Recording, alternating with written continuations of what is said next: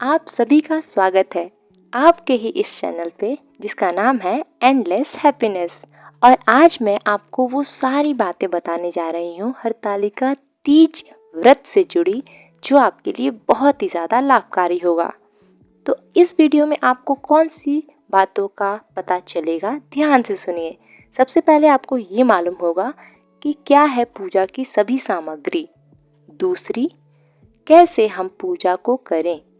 तीसरी, क्या है इस हरतालिका तीज व्रत के पीछे की कथा। चौथी, कि कौन कौन सी हमें आरती को उस दिन अवश्य ही करना चाहिए।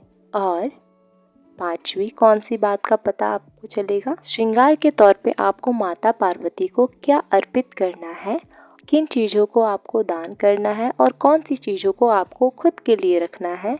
क्या ये दोनों को अलग अलग आप रखेंगी या फिर एक ही थाली में दोनों ही सामानों को रखेंगी। ये सभी बातें मैं आपको अच्छे से समझाने वाली हूँ, इसीलिए वीडियो को ध्यान से देखिए और सुनिए।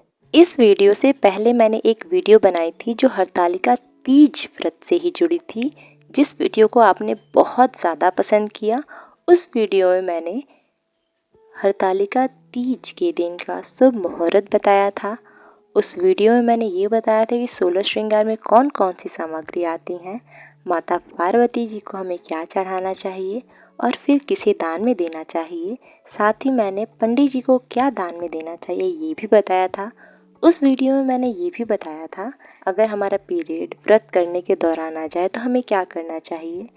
अगर हमारा पीरियड का वो छठा दिन है, 5वां दिन है, तो क्या हम पूजा कर सकते हैं या नहीं कर सकते हैं।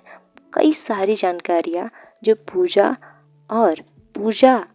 कर रहे हैं, पूजा करना चाहते हैं, इसमें पीरियड आ जाए तो क्या करें।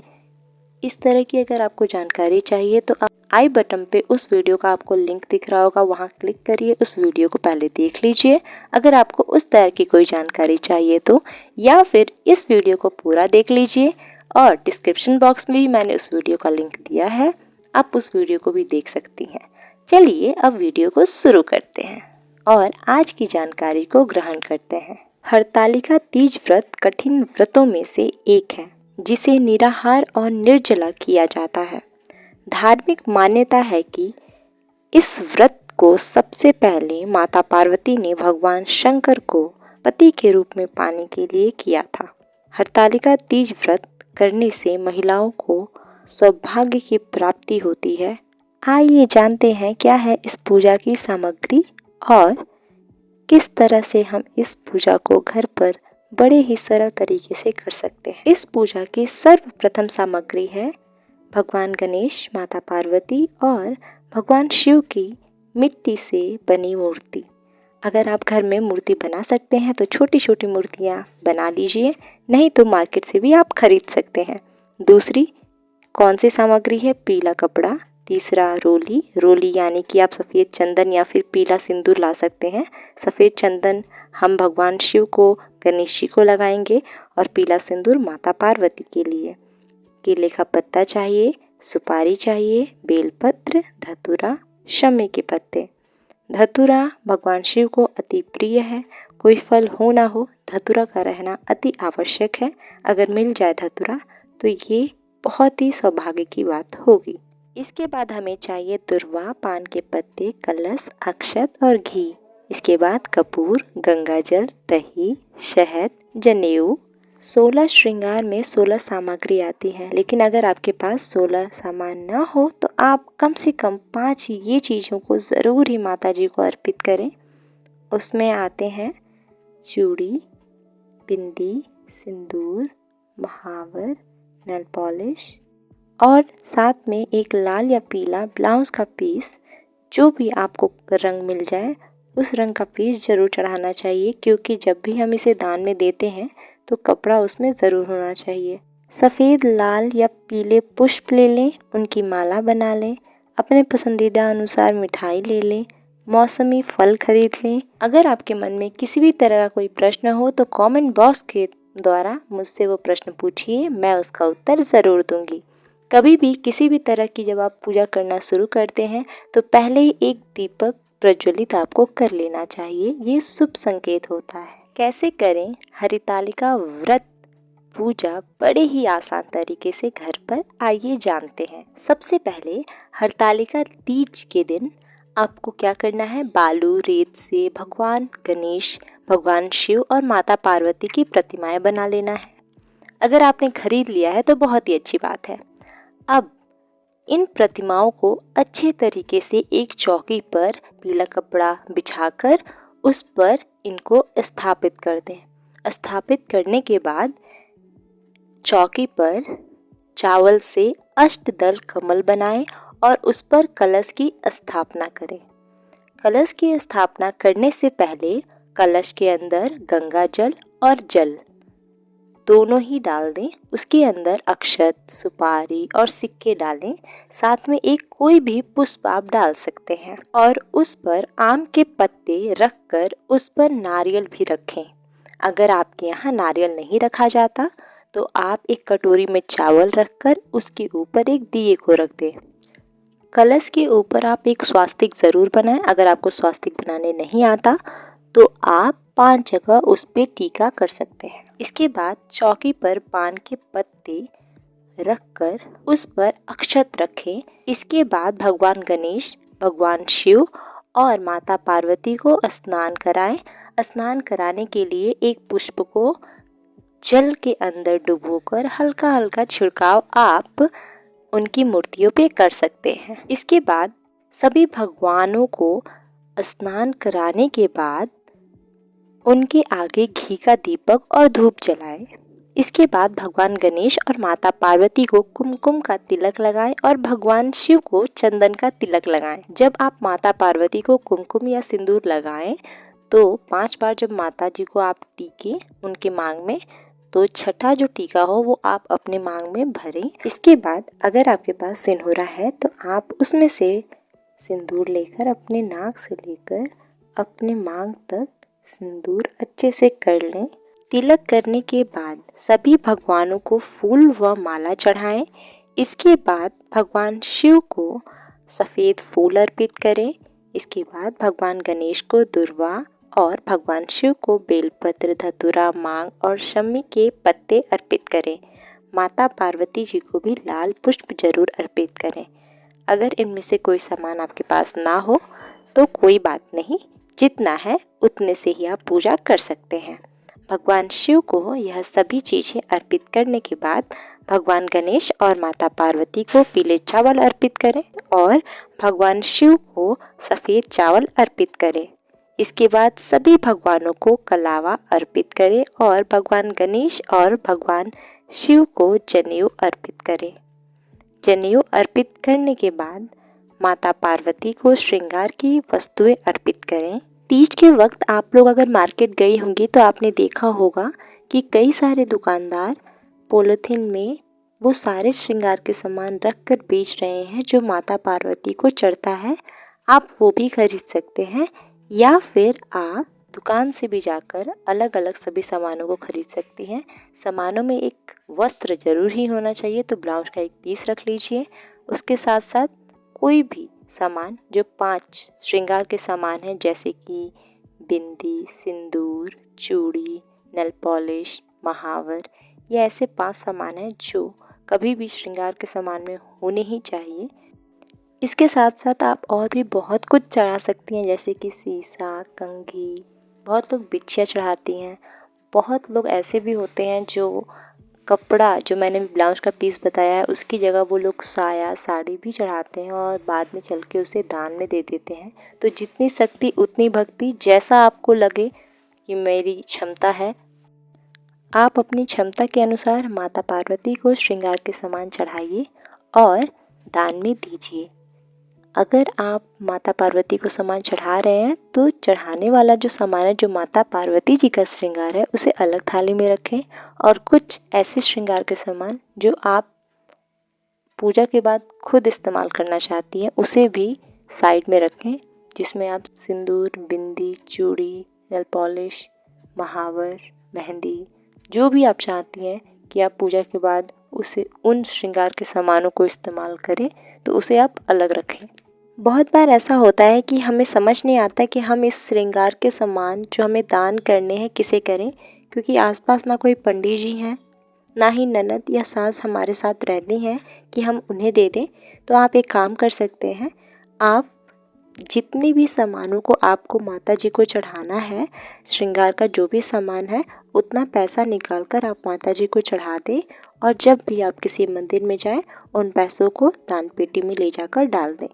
या फिर आप पंडित जी को जो सामान देंगे जिसमें आटा, चावल, दाल, आलू, हल्दी, नमक, मिर्च रहेगा, उन्हीं पंडित जी को इन सभी सामानों को देते वक्त दक्षिणा के तौर पे पैसे दीजिए। 21 रुपये, 51 रुपये, 151 रुपये अपने शक्ति अनुसार।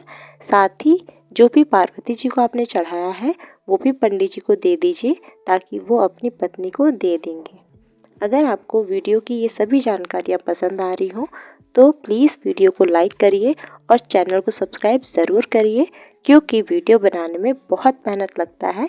मेहनत पसंद आ रही हो तो आप वीडियो को लाइक ज़रूर करें और अपने दोस्तों के साथ शेयर करना बिल्कुल ना भूलें। माता पार्वती जी को श्रृंगार की वस्तुएं अर्पित करने के बाद सभी भगवानों को फल अर्पित करें।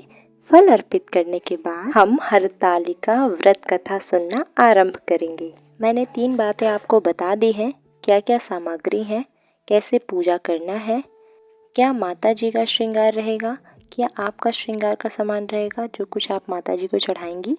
पूजा करने के बाद हम अच्छे से कथा को सुनेंगे या फिर कथा कहेंगे। इसके बाद हम करेंगे आरती। सबसे पहले भगवान गणेश की, उसके बाद भगवान शिव की और फिर माता पार्वती जी की आरती करेंगे। अब हम कथा को सुनना शुरू करते हैं। आप सभी अपने हाथों में अक्षत और पुष्प ले लें। तो आइए हम सभी हरतालिका पूजा व्रत की कथा को सुनना प्रारंभ करते हैं। ये कथा भगवान शंकर ने माता गौरी को सुनाया था। हे गौरा, पिछले जन्म में तुमने मुझे पाने के लिए कठोर तप और घोर तपस्या की थी।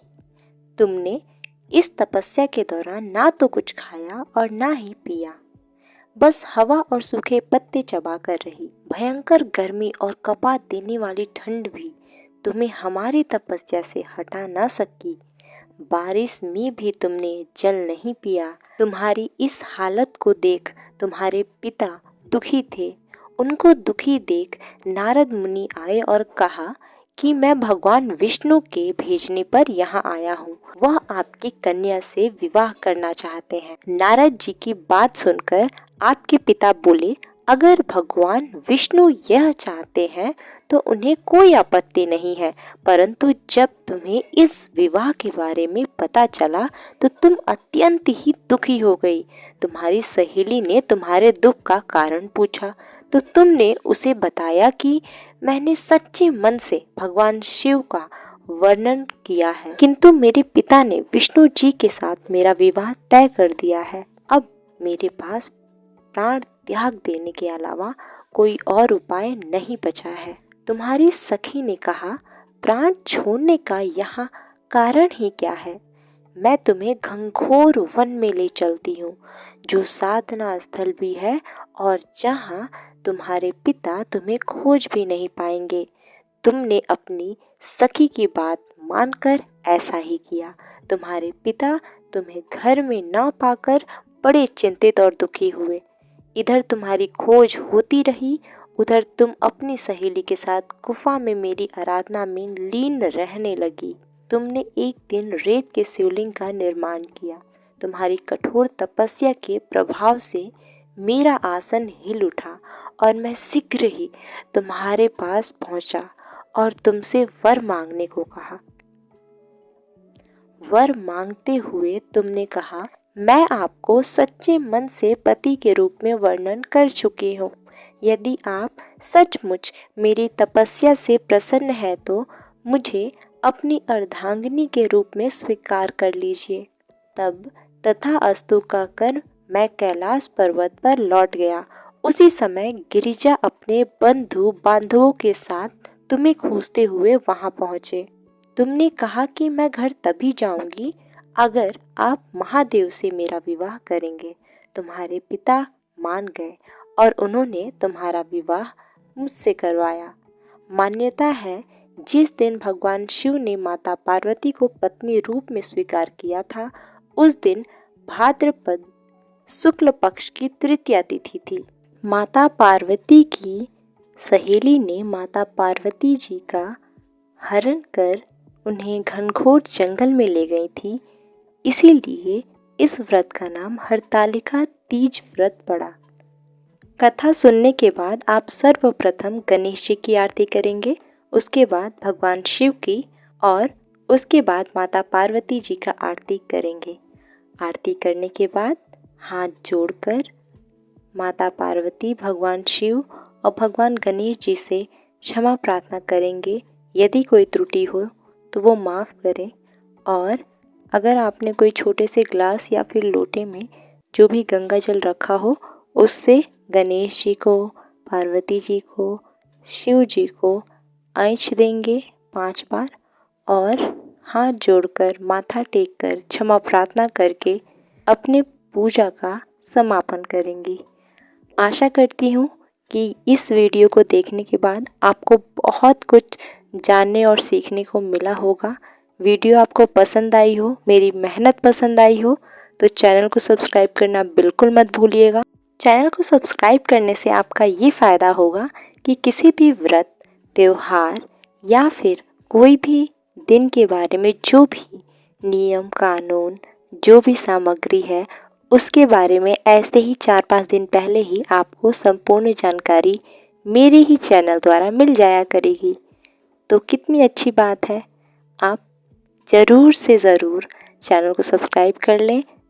अगली मेरी जितनी भी वीडियोस तीज के ऊपर आने वाली हैं, वो सभी देखने के लिए। आप सभी ने अपना कीमती समय इस वीडियो को देखने के लिए दिया, इसके लिए आप सभी का तहे दिल से बहुत बहुत धन्यवाद।